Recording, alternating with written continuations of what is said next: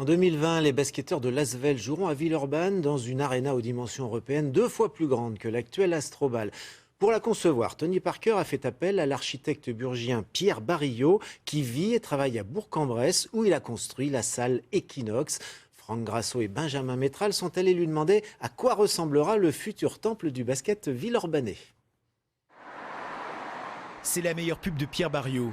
Equinox, 3500 places dans la lumière pour accueillir entre autres le monde du basket. Une salle qui séduit par son effet.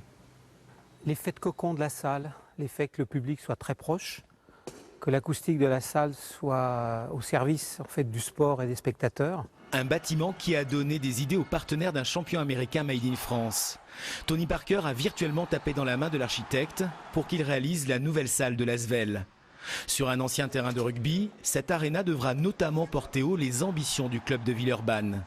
Ça sera effectivement, en termes de dimension, la 3e aréna de France, je crois, derrière Montpellier et puis Bercy. C'est un gros projet, c'est fantastique. Et c'est à Bourg-en-Bresse que Pierre Barillot a travaillé pour imaginer un équipement de quelques 60 millions d'euros. Les premières images d'immersion 3D font apparaître des lignes épurées, comme un palais dédié au sport.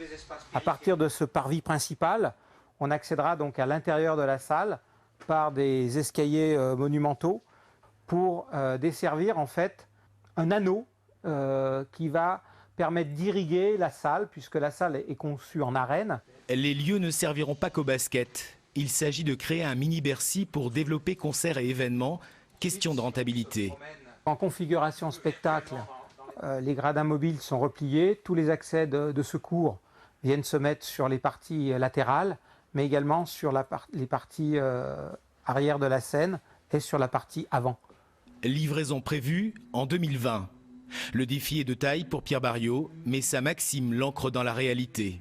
La tête dans les étoiles et les pieds sur terre. On doit imaginer, et ce que l'on va réussir à imaginer, on va pouvoir le concrétiser pour que ça devienne un objet dans lequel les gens vont vivre.